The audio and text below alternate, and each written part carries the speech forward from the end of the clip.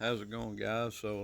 Just wanted to make a little video here and talk about purification of your body. Okay. Now, as we see here in 1 Samuel, uh, David went into the temple on the Shabbat and ate the showbread, which it wasn't lawful for him to do. But it says, "Now therefore, what is under your hand? Give me 5 loaves of bread in my hand, or what there is present." And the priest answered David and said, "There is no common bread under my hand, but there is hollowed bread. If the young man have guarded themselves, if the young man had guarded themselves, at least from women." And David answered the priest and said unto him, "Of a truth, women have been kept from us about these 3 days since I came out, and the vessels of the young men are holy, and the bread is in a manner common, yea, though it were sanctified this day in the vessel." So the priest gave him hollowed bread, for there was no bread there but the showbread that was taken from before Yahuwah, to put hot bread in the day when it was taken away. Now, at the time, the only people who could eat the showbread were priests. This was a law. It wasn't lawful for anyone but the priest to eat showbread. So we're going to continue on here.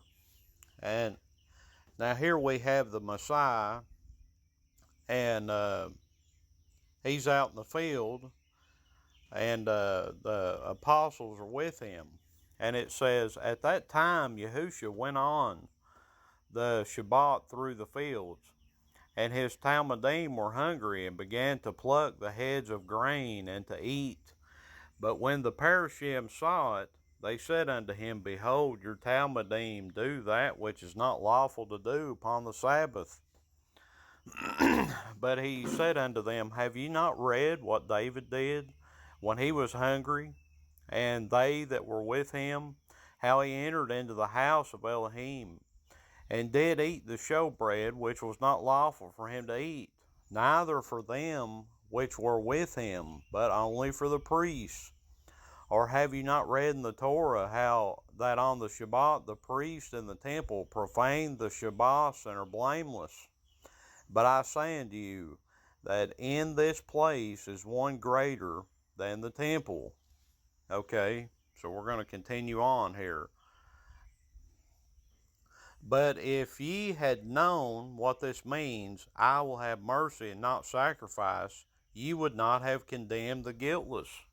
For Yahuwah is the essence and the Shabbat, the son of Adam. And when he was departed thence, he went into their synagogue."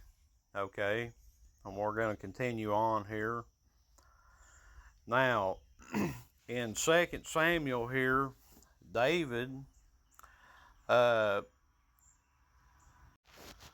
in 2 Samuel here, David sees a woman, and very beautiful. And,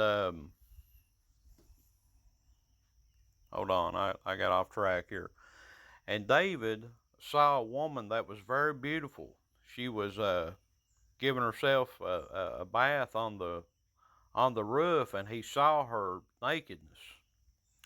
It says, "And it came to pass after the year was expired, at the time when kings go forth to battle, that David sent Joab and his servants with him, and all Yasharel, and they destroyed the children of Ammon, and besieged Rabbah. But David tarried still at Jerusalem.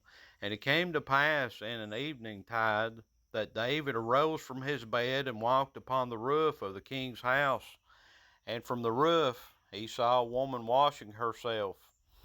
And the woman was very beautiful to look upon. And David sent and inquired the woman, and said, Is this not Bathsheba, the daughter of Eliam, the woman of Uriah the Chittite?"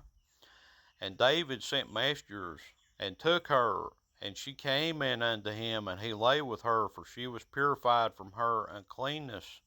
I don't like how it says that. It says that she was purified from her uncleanness. But anyway, we'll continue on. It said, and David said to Uriah, well, I missed the part, but she tells him that she's pregnant. Okay, she tells David that she's pregnant. So we're going to continue on. If I can find it here. Okay. And David said to Uriah, tarry here today also, and tomorrow I will let you depart. Now again, Uriah is Bathsheba's man. So, and when David had called him, he did eat and drink before him, and made him drunk. And at evening he went out to lie on his bed with the servants of his Adonai, but went not down to his house. And it came to pass in the morning that David wrote a sefer to Joab, and sent it by the hand of Uriah. And he wrote in the sefer, saying, set ye Uriah in the forefront of the hottest battle, and retire ye from him, that he may be smitten and die. And it came to pass, when Joab observed the city, that he assigned Uriah unto a place where he knew the valiant men were. All right, now what's important about all this is that David knew what purifies the body. Okay, and he had a key, and we call this the key of David. Okay, David knew about the key, and he could enter the temple, eat the showbread when it was not lawful for him to do. The priests could profane the Sabbath and still be blameless, because they had what was called the key. Now, what the key consists of is that so people say that fasting, right? When you fast, it is to abstain from meats. But not only is it to abstain from meats, but it's also to abstain from your sinful desires, sexual immorality. Okay, so if you're married, you don't have sex for 3 days so you can be purified on the Sabbath. If you're purified on the Sabbath by the key, and something happens, let's say you miss the Sabbath, you will be blameless. You will be blameless if you miss the Sabbath. And David knew this when he was getting Uriah drunk. He tried to hide that he slept with his wife. Okay, so not only would this make him unclean if he slept with his wife at the time, and Uriah knew this. He knew that he could not sleep with his wife. All these people know the law, you know. So David tried to get him drunk, and tried to get him to go down and sleep with his wife, and he wouldn't do it. David had already slept with his wife, and so she was pregnant with his kid.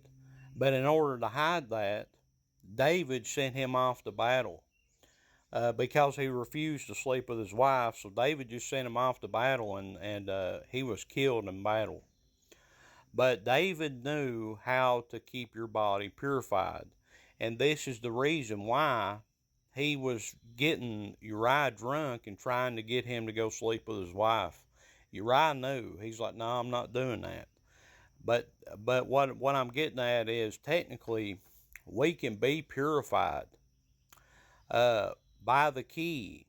If something happens and you accidentally profane the Sabbath, you will be blameless because you have the key, because you have not only abstained from meats, but because you have abstained from sex.